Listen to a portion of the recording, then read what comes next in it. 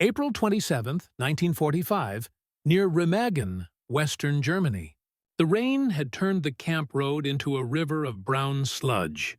Barbed wire sagged under the weight of the cold drizzle, and the faint hum of distant engines echoed through the valley. Behind the wire stood rows of German women in faded gray uniforms, nurses, signal operators, and clerks of the collapsing Third Reich. Their faces were pale, exhausted, and hollow. Some were barely 20. An American sergeant stepped out of the guard hut, clipboard in hand. He began the morning roll call, his voice firm but not cruel. "Anna Vogel?" he called. The young woman hesitated. No officer had ever spoken her name like that. Softly, without rank, without fear.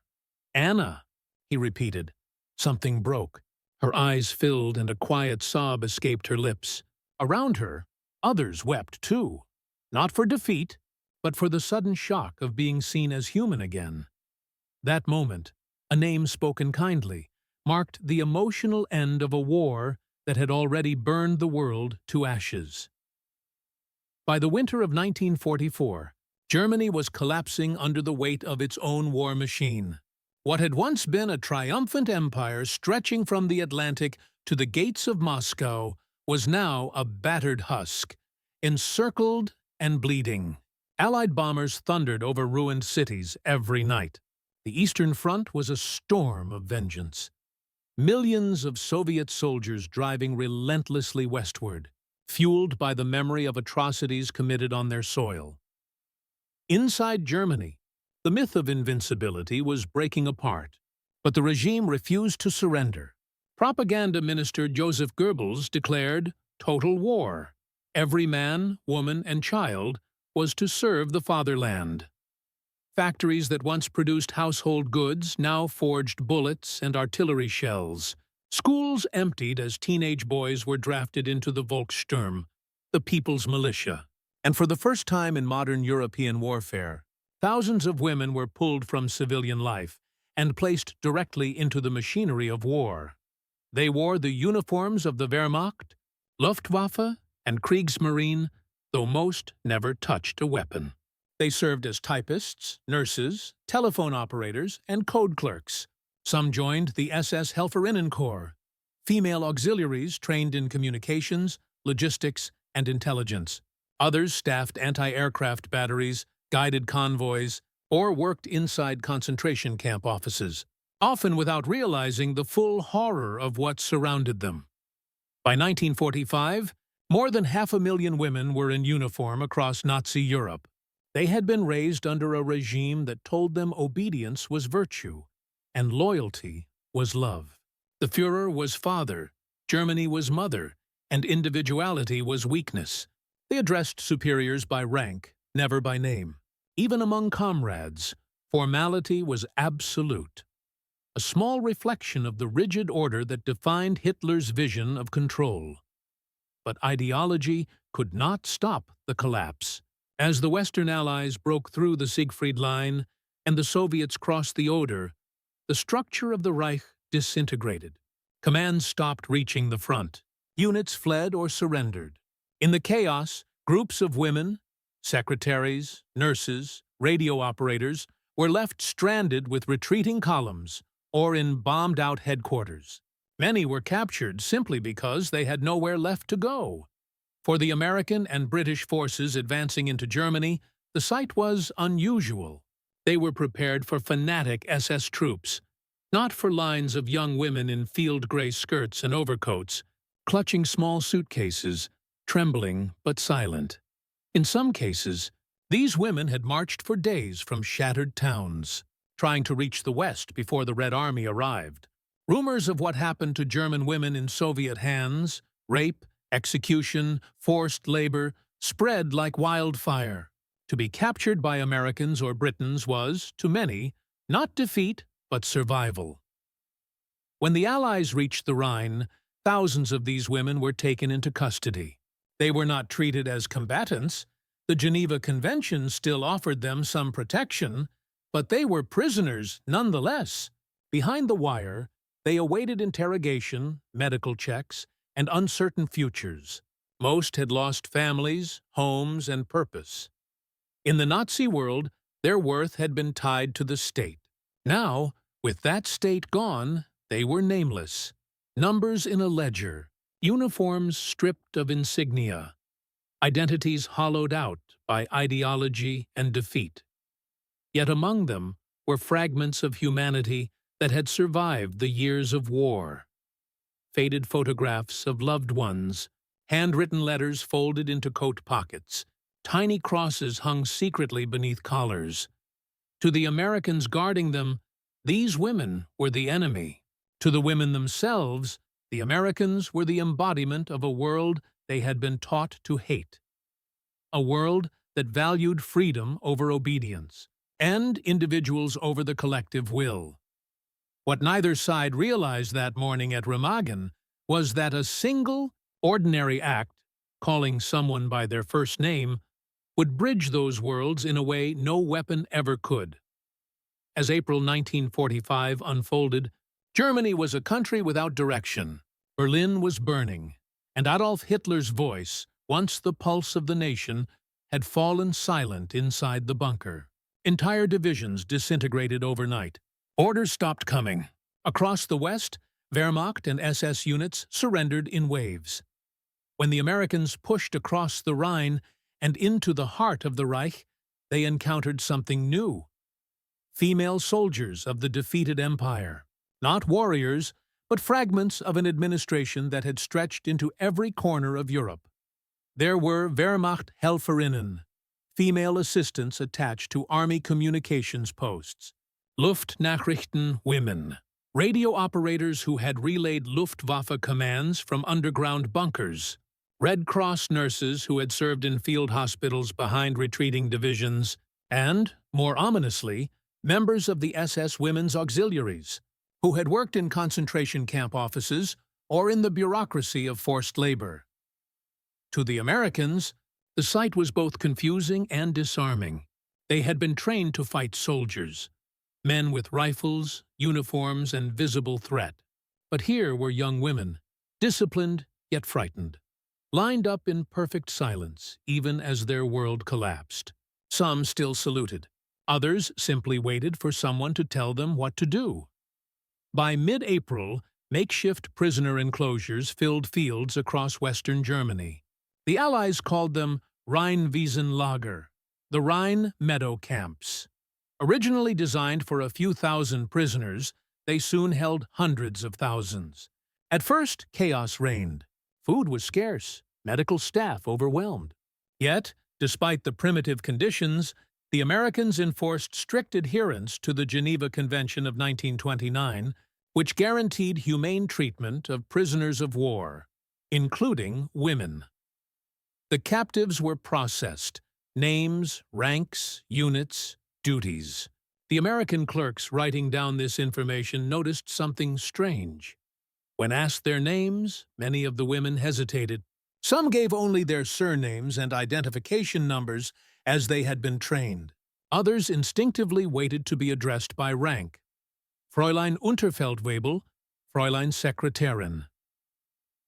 For years, Nazi military culture had stripped individuals of personal identity. The uniform defined you, the state spoke for you. The self existed only in service to the Reich. Now, in American custody, that structure was gone. Unlike the Soviet Union, which viewed all German captives, male or female, as instruments of punishment and labor, the Western Allies largely saw their role as temporary custodians. Their goal was not revenge, but control, documentation, and transition toward peace. Each camp had an officer in charge of discipline, sanitation, and welfare. Chaplains visited regularly. Red Cross parcels arrived when available. It was not comfort. Life behind wire was cold, hungry, and humiliating, but it was not vengeance. Reports from American camp officers reveal a quiet astonishment at the discipline of their female prisoners. They followed orders instantly, often volunteering for cleaning duties or kitchen work. They act as if they are still part of a machine, one officer wrote, as if disobedience would make them vanish. The contrast was stark. On the Allied side stood men who had grown up in democracies, where authority was questioned and names carried individuality. On the German side were women shaped by 12 years of totalitarian conditioning, a world where being addressed by name, without title, was almost taboo. Inside the camps, the silence was heavy. Conversations were whispered in dialects from Bavaria, Saxony, and Prussia. Letters home were censored, photographs confiscated. The sound of Allied radios playing jazz, once forbidden degenerate music, drifted across the fences at night. Every element of the environment reminded these women that their old world was gone. But they did not yet know what would replace it. Were they prisoners or refugees? Guilty or innocent? German or simply human? In the final days of April, American guards began standardizing roll calls, practical routines to maintain order among the growing numbers. Each prisoner's name was written down from captured documents. The guards, unfamiliar with German ranks or formality, simply read them as they appeared. Anna Vogel, Margareta Koch, Liesel Weber. What followed, in that small moment of procedural normalcy, became something far larger. A symbolic undoing of 12 years of dehumanization. In the weeks ahead, that simple act, calling a person by her first name, would ripple quietly through the camps, breaking the psychological walls built by ideology. It was not mercy through policy or command. It was mercy through recognition, the oldest, simplest form of human dignity. And from that recognition, the story of tears at Remagen, and what they meant, truly begins. For the German women behind the wire, captivity did not begin with the fall of the Reich. It had begun years earlier, quietly, invisibly, when the state took ownership of their minds. From the moment they entered Nazi schools or youth organizations, their sense of self was reshaped into something collective. In classrooms adorned with portraits of Hitler and swastikas, they were taught that individuality was selfish, that obedience was strength, and that their duty was to the nation, not to themselves. The Bund Deutscher Mädel, or League of German Girls, molded them from adolescence. Its motto was simple: belief, obedience, and service. By the time these women wore military uniforms, they had already learned to bury emotion. They saluted instinctively, spoke in ranks and codes, and internalized a system where warmth and empathy were liabilities. A superior officer was never Herr Müller, he was Oberleutnant Müller. A nurse wasn't Anna or Greta. She was sister, a functional component of the greater whole. Inside that system, a name was not identity. It was a number in an administrative order, a placeholder within the vast, faceless bureaucracy of war. The regime had industrialized not only violence, but personhood itself. When defeat came and the Reich's banners fell, many of these women felt not liberation, but disorientation.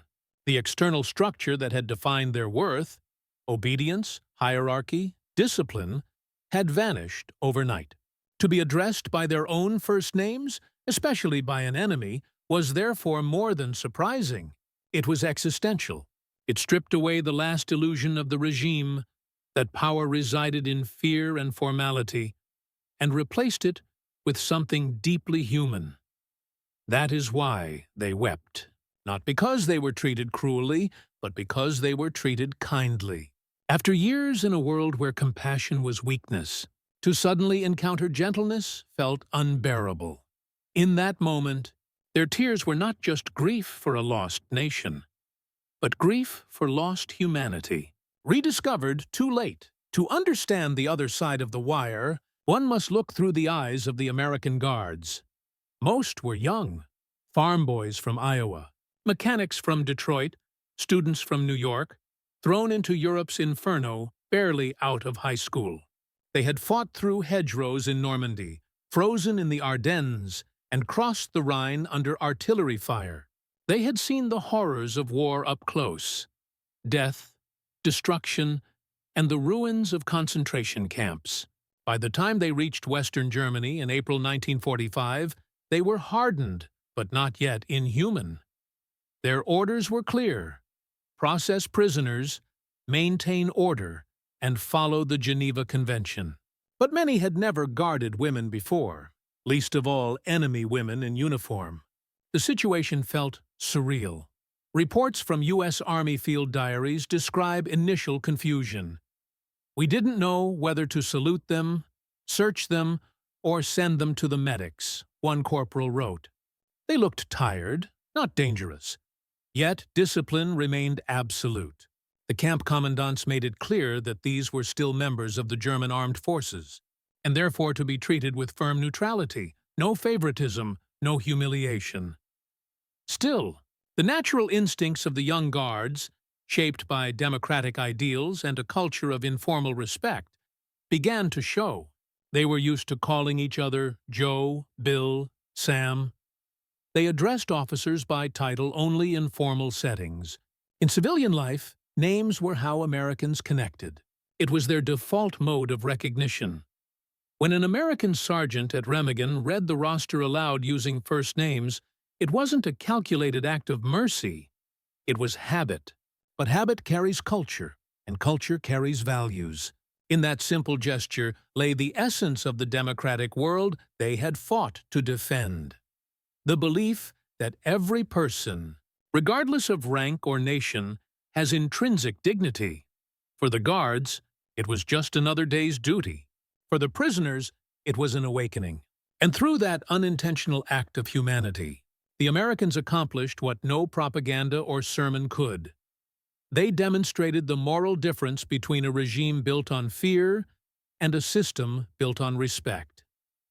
In the camp journals, one American lieutenant wrote later, "We didn't know what to say when they cried. I suppose they weren't used to hearing their names said kindly. Maybe it reminded them they were still people."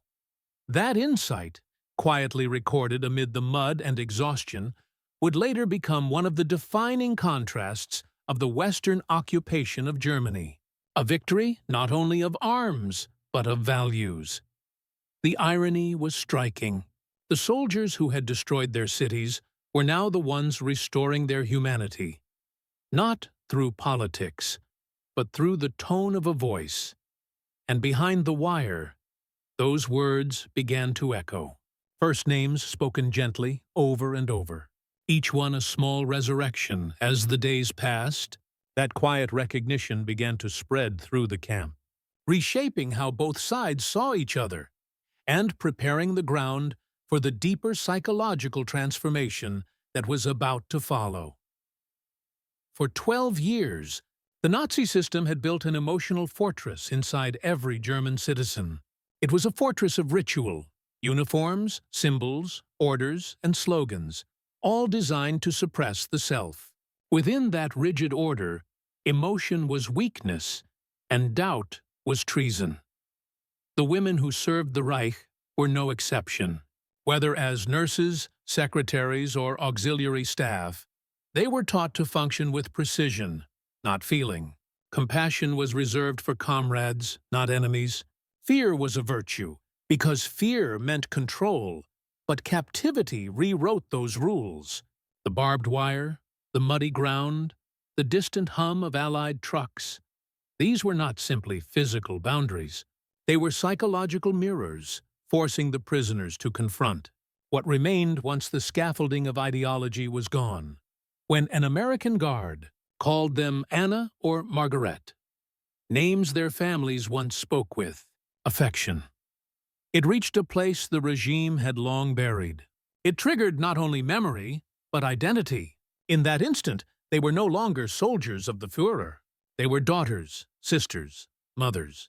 The Nazi indoctrination, built on collective submission, fractured at the sound of a name. Several post-war interviews conducted by the International Tracing Service in the late 1940s described this phenomenon in strikingly similar terms. One former Luftwaffe assistant recalled, "It was strange. The Americans looked us in the eyes when they spoke. I didn't know how to respond. We weren't trained for that. It felt indecent to be seen." That indecency was, in fact, the reawakening of personhood. Psychologists studying the denazification process later observed that the smallest gestures of normal human interaction, casual conversation, direct eye contact, or hearing one's own name, had the power to dissolve years of indoctrinated obedience. It was not re-education through propaganda that first broke the spell. It was recognition. World War II was not only a clash of armies, it was a collision of worldviews. On one side stood Nazi Germany, a society organized like a machine, hierarchical, collectivist, and steeped in ritualized obedience. The state dictated identity. Even emotions were regulated.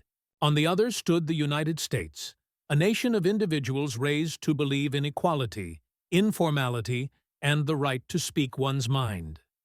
When these two cultures met in captivity, their differences were laid bare not through speeches, but through mannerisms. In the Nazi world, rank governed language.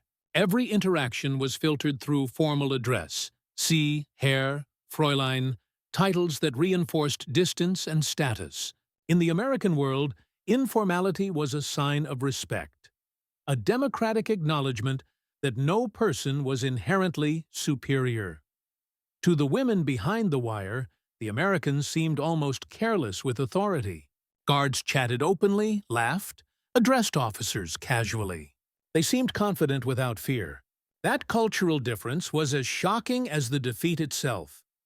For the Americans, democracy had always been a lived experience. It was embedded in daily behavior, not abstract ideals. They didn't lecture the prisoners about freedom, they embodied it in the way they spoke.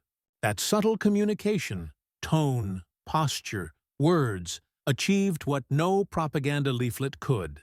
It revealed that the strength of democracy lay not in dominance, but in empathy. In the years to come, that quiet cultural exchange inside POW camps would become the seed of West Germany's post-war identity. A society once ruled by hierarchy would begin to value individuality again. A transformation that started not in parliaments or classrooms, but behind fences when an American voice said, simply, "Good morning, Anna." There was another layer to this story, one rooted in gender and the brutal paradox of total war. For the Nazi regime, women were instruments of ideology as much as men. They were told their duty was to bear children for the Reich, to support their men in battle, and to serve in roles that upheld the nation's purity.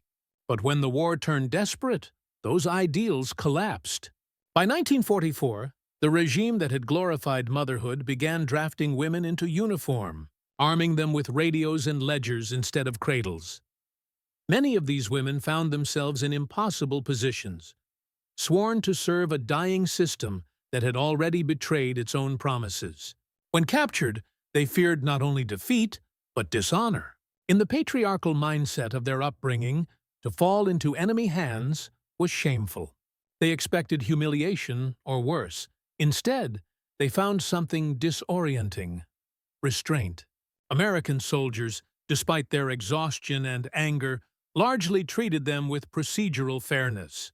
While isolated cases of misconduct did occur, the overwhelming pattern, recorded in Allied military archives, was one of discipline and adherence to the Geneva Code. For the women, that restraint was almost incomprehensible. They had been told that Allied soldiers were barbarians, monsters who would destroy everything German. Yet here were men who offered cigarettes, who looked away when they washed, who spoke their names instead of shouting orders. It was a form of mercy that undermined every belief they had been taught. The regime had claimed moral superiority. The enemy now embodied it. In that contradiction, the ideological scaffolding of Nazism finally collapsed. Not under bombardment, but under kindness. After the war, many of these women refused to speak publicly about their captivity. Their tears were private, their revelations buried beneath layers of silence. But in private diaries and Red Cross correspondence, small fragments of truth emerged: gratitude, confusion, shame, and an unspoken understanding that decency had survived the ruins. In the quiet of the camps, gender became both vulnerability and bridge. The Americans saw daughters and sisters, not enemies. The women, in turn, saw men capable of honor beyond victory. It was not forgiveness. It was recognition, the first fragile step toward rebuilding humanity after its darkest age. By the early days of May 1945, as Berlin burned and Hitler's empire disintegrated, those fragile moments of humanity multiplied across hundreds of camps. And soon, one moment, one ordinary roll call, would crystallize all of it into a single, unforgettable turning point. April 27, 1945. The Rhine Valley. The war was almost over, but the weather had not yet surrendered. Cold wind swept over the makeshift camp near Remagen, a patchwork of barbed wire, tarpaulins, and muddy trenches hastily assembled on the river's western bank. Beyond the fences, the faint rumble of trucks and artillery still echoed from the east, where the last German units were collapsing under the Allied advance. Inside the wire, order had replaced chaos. Rows of German prisoners, segregated by rank and gender, stood silently under the gray morning sky.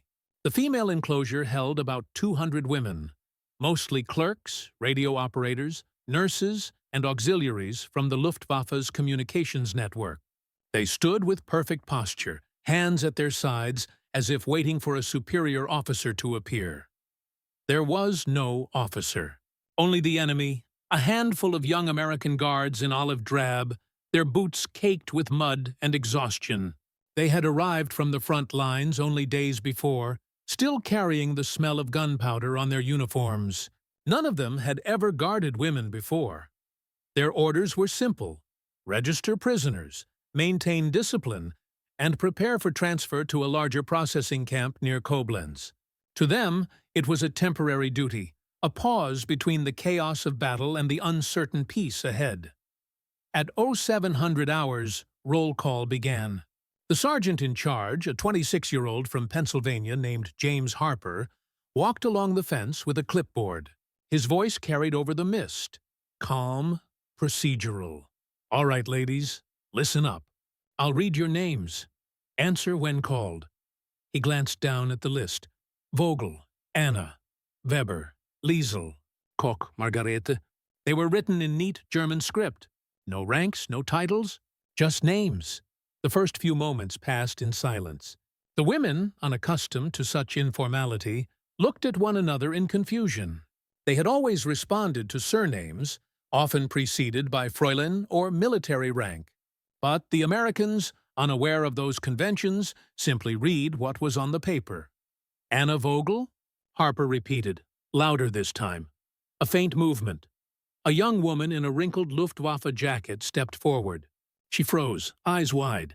It wasn't fear. It was disbelief. No one had called her Anna since her childhood.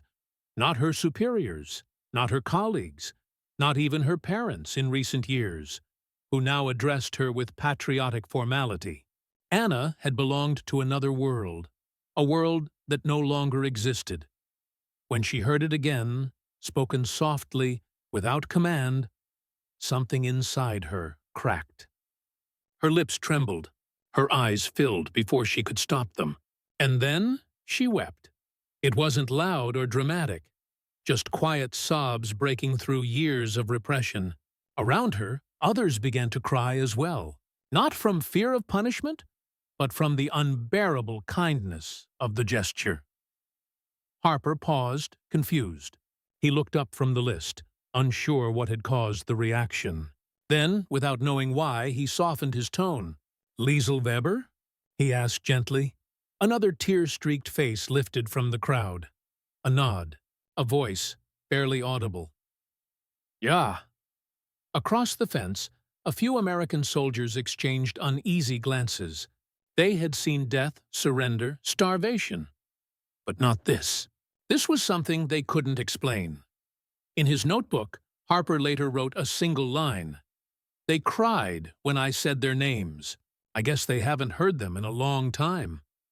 That morning, the roll call continued, a litany of first names echoing across the wet air.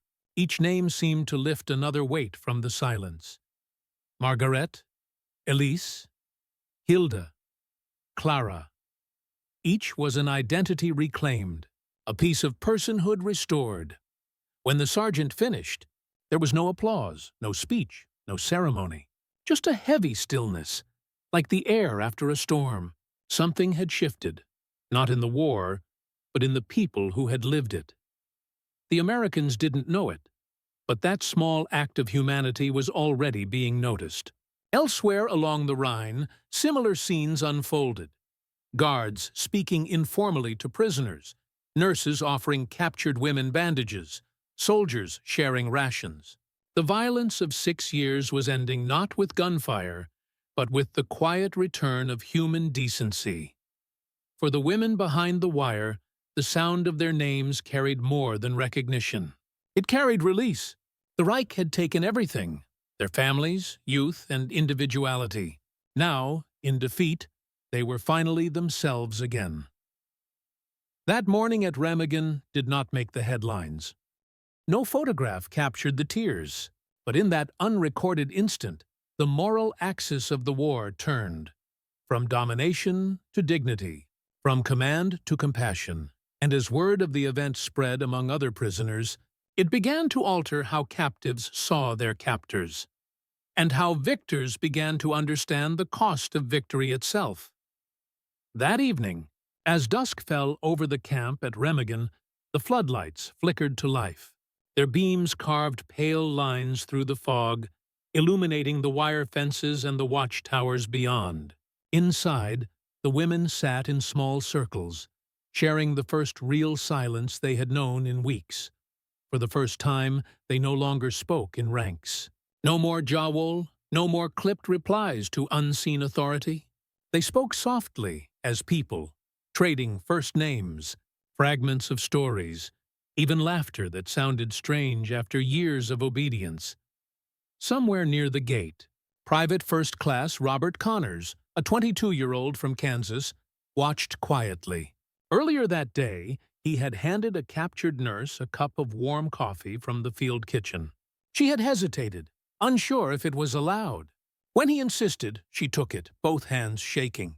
Then, almost instinctively, she whispered, "Danke." It was such a small thing, but it stayed with him. Connors had landed in France the previous summer.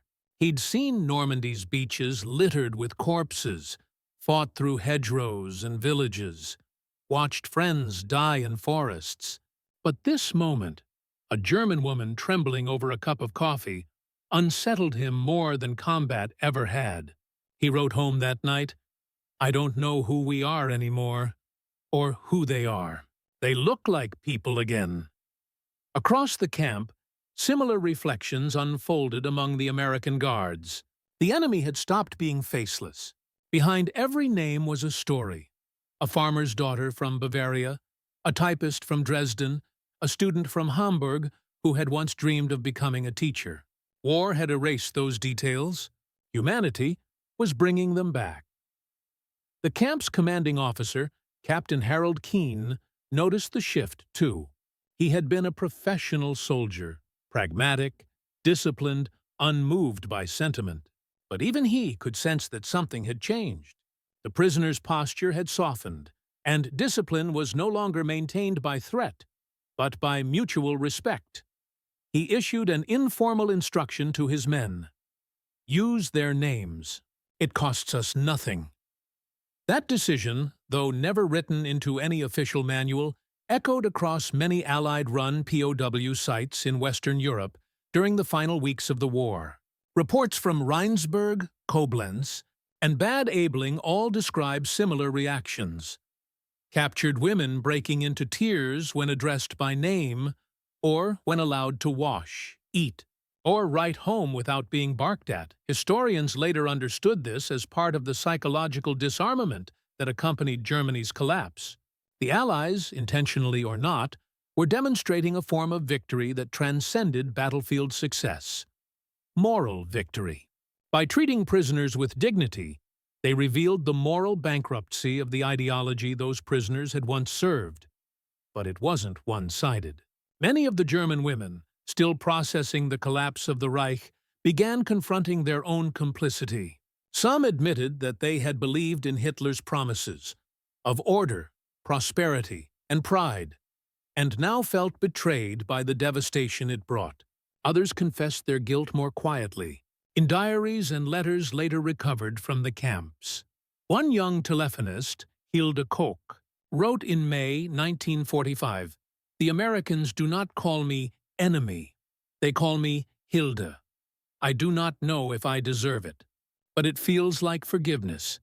That word, forgiveness, became the silent undercurrent of those final weeks. It spread through the POW enclosures not as ideology, but as a lived experience. The same women who had marched in uniform under the Reich's banners were now realizing that mercy, not hatred, would decide their fate. By May 7th, when Germany officially surrendered, the Remagen camp had already become something of an anomaly, a place where the victors' humanity outlasted their anger. Even as other sites across the continent descended into chaos, shortages, and occasional mistreatment, this camp remained disciplined and strangely calm. When the news of Hitler's death reached them, there were no cheers, only silence. A silence filled with conflicting emotions: grief, shame, relief. Some women knelt and prayed. Others stared at the horizon, where the Rhine shimmered faintly under the setting sun. That evening, Captain Keane recorded in his logbook, "They're not celebrating. Neither are we. The war feels like it ended years ago. Only now the guns have caught up." By then, the Americans had begun transferring groups of women to permanent facilities further inland. Before departure, Harper, the same sergeant who had read the names that morning, walked the line once more. He handed each woman a small tag for identification, stamped with their name and number. When he reached Anna Vogel, he paused. She looked up, her eyes still hollow yet steadier than before. He nodded once and said quietly, "Good luck, Anna." She smiled, not with joy, but with something gentler. Gratitude, perhaps. Or closure. No photographers were present. No headlines recorded it. But for those who witnessed it, that small exchange defined the end of the European war far more than any surrender document ever could. In that final twilight between hatred and peace, both sides rediscovered something they had forgotten. That war may strip away everything: uniforms, nations, ideologies. But it cannot erase the simple power of a name spoken with respect. And as the convoys rolled out toward Koblenz the next morning, the camp at Remagen fell silent again. Only the echo of those names lingering in the mist. That silence leads us into what followed: the administrative reckoning, the historical consequences, and the long moral debate that shaped post-war memory. When the first American convoys departed Remagen in early May 1945, the war in Europe was over, but the paperwork had just begun. The Western Allies now faced the colossal task of processing nearly 11 million German prisoners of war, including a small but significant number of women, clerical staff, nurses, and auxiliaries captured in the final collapse. The United States Army categorized these women not as combatants, but as non-hostile technical personnel. It was a bureaucratic phrase that concealed a simple truth: they were no longer seen as threats. Unlike the mass internments conducted by the Soviets in the East, the American and British sectors approached female POWs with relative leniency, guided by the 1929 Geneva Convention and by an unspoken moral exhaustion. The camps themselves varied in condition. In the chaotic weeks of surrender, overcrowding, disease, and food shortages plagued many temporary enclosures, especially the notorious Rheinwiesenlager, or Rhine Meadow camps, where hundreds of thousands of men were held in open fields. But the smaller, gender-segregated sites like Remagen, Andernach, and Bad Aibling operated under different rules. There, female prisoners were assigned to administrative compounds, medical tents, or civilian repatriation centers. The women were interrogated, photographed, and catalogued. Each was asked the same set of questions: name, date of birth, occupation, and unit affiliation. For many, this process felt strangely humane, a return to being seen as individuals rather than extensions of the Reich's machine. They were given numbered tags, but those tags now bore something powerful: their first names. By June 1945, many of these women were transferred to larger facilities in France and southern Germany for denazification screening. Those found guilty of ideological indoctrination or involvement in atrocities were detained longer. Others were quickly released to assist in post-war reconstruction, serving as nurses, translators, or clerks for Allied military administrations. The Americans' handling of these POWs did not escape the attention of the German civilian population. In towns near Remagen and Koblenz, locals whispered about how the Americans treat our women better than we treated theirs. The comparison was painful and revealing. Under Nazi occupation, countless female prisoners from Poland, Russia, and France had been brutalized, enslaved, or killed. Now, with Germany defeated, its own women experienced a form of mercy their regime had denied others. Reports from the U.S. Army Psychological Warfare Division noted this irony explicitly. A June 1945 memorandum observed, "The humane treatment of German prisoners, particularly women, is generating unexpected reactions among the civilian populace. Remorse, reflection, and, in some cases, admiration." That psychological shift was precisely what Allied planners had hoped for. The war had been fought not only to defeat the Wehrmacht, but to dismantle the ideology that sustained it. By restoring dignity to the defeated, the Allies aimed to erode the moral foundation of Nazism itself. Yet this was not simple benevolence. There were still shortages, harsh weather, and occasional abuse. Some camps, overwhelmed by logistics, struggled to provide basic care. For every act of compassion, there were also stories of neglect. Women sleeping under open skies, surviving on meager rations, waiting weeks for repatriation. But the tone of American custody was fundamentally different from that of the Eastern Front. For most female POWs, survival was not the question. Identity was. One former Luftwaffe secretary later recalled in a 1952 interview, "We expected to be treated like criminals. Instead, they treated us like people. It was more unbearable than cruelty, because it made us see what we had become." Those words encapsulated the paradox of defeat, that kindness could wound deeper than punishment. To many Germans, especially women who had served within the Nazi apparatus, this treatment forced a moral confrontation they could not escape. In the months that followed, thousands of them were released into a broken homeland. Cities lay in ruins, families scattered, the Reich gone. Yet, those who passed through American custody carried with them a quiet memory of being addressed not as soldiers, nor as enemies, but as themselves. And that memory began to ripple outward. When these women returned home, they told others. Their stories, whispered across ruined kitchens and refugee camps, reshaped how post-war Germans spoke about defeat, not as total humiliation, but as the beginning of a human reckoning. From Remagen to Koblenz, from Andernach to Aibling, the moral echo of that morning roll call endured. It became part of Germany's unspoken transition, from blind obedience to reluctant introspection. But history does not end with emotions alone. The paperwork, the policies, and the post-war politics soon followed, documenting not just the compassion, but the cost of rebuilding humanity after atrocity. And those records lead us to the second layer of this aftermath, the long institutional and cultural consequences that shaped how Germany and the Allies remembered this quiet, Tearful chapter of 1945. By late 1945, the Rhine Valley camps had largely emptied. Thousands of German prisoners, men and women alike, had been processed, released, or reassigned to labor units assisting in Europe's recovery. But among those released were women whose stories would ripple through post-war Germany in unexpected ways. Many of them returned to homes that no longer existed. Entire neighborhoods were ash, cities unrecognizable. Their uniforms were gone, their insignias forbidden, their service erased from public mention.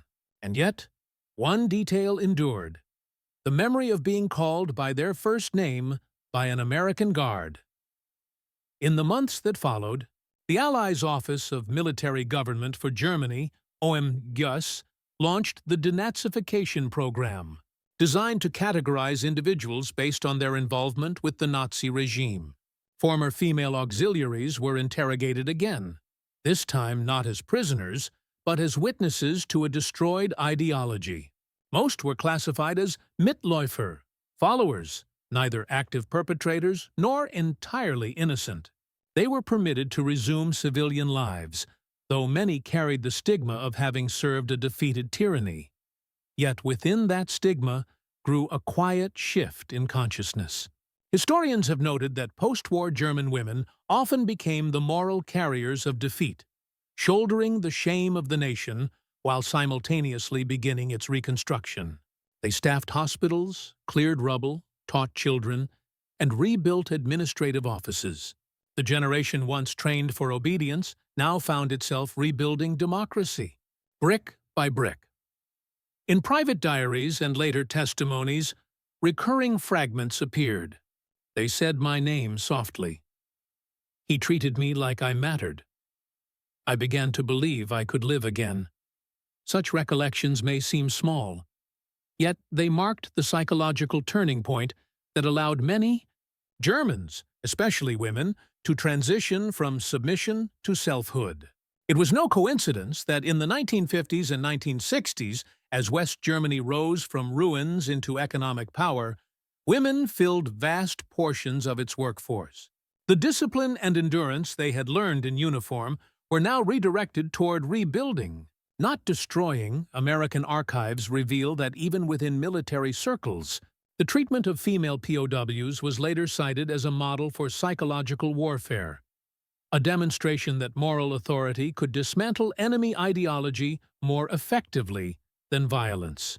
One 1946 U.S. Army report described the phenomenon as restoring humanity through controlled compassion.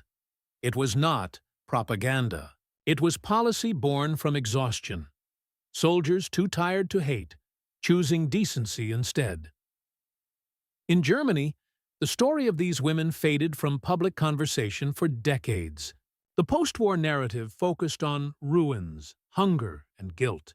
The image of weeping female POWs did not fit easily into the mythologies of heroism or victimhood, but their experiences quietly endured in letters, Red Cross records, and oral histories collected much later. When historians revisited these archives in the 1990s and 2000s, they found a consistent thread, not tales of brutality, but of recognition. Recognition that in defeat, the first step toward peace had not come from treaties or tribunals, but from the simple act of being addressed as human. One American historian, Dr. Martha R. Gardner, later summarized it this way: the liberation of Europe was not complete until the liberators remembered that even the defeated had names. That line captured what the post-war decades would prove true. Compassion, when shown at the moment of absolute collapse, reshapes the moral foundation of peace. By the time West Germany became a democratic nation in 1949, many of those same women were quietly participating in local administration and relief programs run under Allied supervision. They helped rebuild schools, hospitals, and municipal offices, often working alongside the very occupying forces who had once held them in custody. Their fluency, discipline, and administrative skill made them invaluable. Ironically, their brief imprisonment under humane conditions had given them a sense of responsibility that many post-war German men, returning from harsher captivity, struggled to recover. A few years later, when the U.S. Army's records from the Remagen and Koblenz camps were declassified, the documents revealed no extraordinary orders, no deliberate attempt to stage acts of compassion. Everything that happened, the name-calling, the tears, the calm treatment, had occurred spontaneously, born of fatigue and decency. There were no heroes, no orchestrated gestures, just ordinary soldiers and defeated women rediscovering the boundary between cruelty and kindness. By the end of the decade, most of the former POWs had blended back into civilian life. They rarely spoke publicly about their service or captivity, but their quiet testimonies, gathered decades later by historians, remain strikingly similar. "We lost everything," one said, "but in that camp, for one moment, we were human again." That moment, the calling of names at Remagen, outlasted the war itself. It symbolized a shift not recorded in official communiqué, but written in the hearts of those who witnessed it. The rediscovery of empathy at the edge of civilization's darkest hour. And as the decades passed, the story resurfaced not as propaganda or folklore, but as a reminder that even in war's final days, when nations crumble and ideologies burn, the smallest act of respect can become history's quietest revolution. That truth brings us to the story's close, a reflection not of battlefields or victory parades, but of the fragile, enduring humanity that survives beneath them all. War has many endings. Some end in signatures on marble tables, others in gunfire, smoke, and silence. But a few, the rarest kind, end with a whisper of a name, spoken gently enough to remind the world that beneath the ashes of ideology, humanity still breathes. The story of the German women at Remagen is not about victory or defeat. It is about rediscovery, the rediscovery of what war tries hardest to erase: identity. When those women wept at the sound of their own names, they were not crying for the past. They were mourning what they had become, and what they were still capable of being. In that moment, history paused. No politics, no flags, no orders, only a soldier calling to another human being across the ruins of a world gone mad. That is where the true line between civilization and barbarism was drawn. Not on the map, but in the human voice. What makes that moment endure is not its drama, but its humility. There were no medals given, no monuments built. The Americans who read those names went home, returned to farms and factories, carrying memories they could never quite explain. The women went home, too, to ruins and hunger, but they carried something fragile and indestructible. Proof that mercy can exist even in defeat. Decades later, historians still search for lessons in grand strategies and decisive battles. Yet, sometimes the real turning point hides in the smallest gesture. A name, a tone, a look that restores what war has stolen. Because wars do not truly end when the guns fall silent. They end when empathy returns. That morning at Remagen, the world saw the faint outline of that return. In the sound of names echoing through the cold air, humanity began to rebuild itself. One voice, one tear, one word at a time.